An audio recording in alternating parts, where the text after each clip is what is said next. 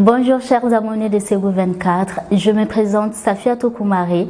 Bienvenue sur votre flash d'information Festival sur le Niger.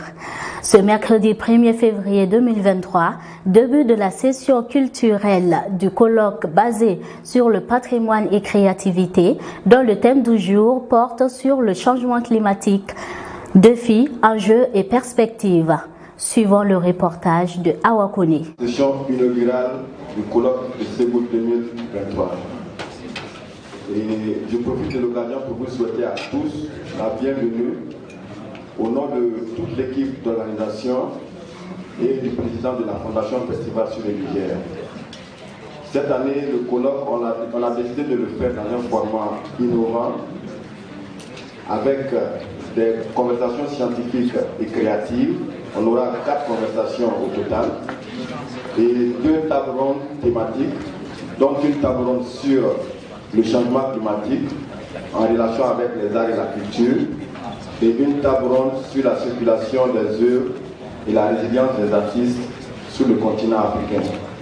Et nous estimons que ces thèmes sont d'actualité et les traiter dans le cadre de ce colloque peuvent nous inspirer tous dans notre travail quotidien. Donc autour du patrimoine, patrimoine et créativité, patrimoine et tourisme, patrimoine, art et valeurs et savoir, restitution des objets du patrimoine. Donc on a toute une thématique qui peut être centrée autour de patrimoine et créativité. Et ça c'est en relation avec la philosophie qui a fondé le festival et qui a fondé aussi l'ICAM. Cette philosophie c'est quoi? C'est partir de nos traditions pour innover.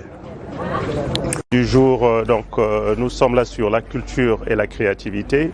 Quand on parle de culture, quand on parle du patrimoine, plutôt pour bien être plus précis, le patrimoine est en fait l'ensemble de l'héritage laissé donc par nos ancêtres qui ont une valeur universelle exceptionnelle.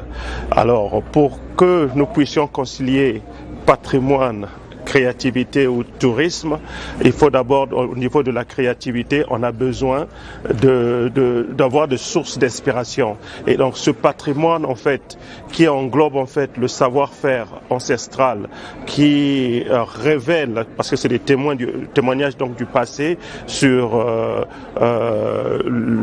les connaissances scientifiques. Je pense que le thème du jour est très novateur et il est surtout actuel, parce qu'il aborde une question centrale qui est le changement climatique.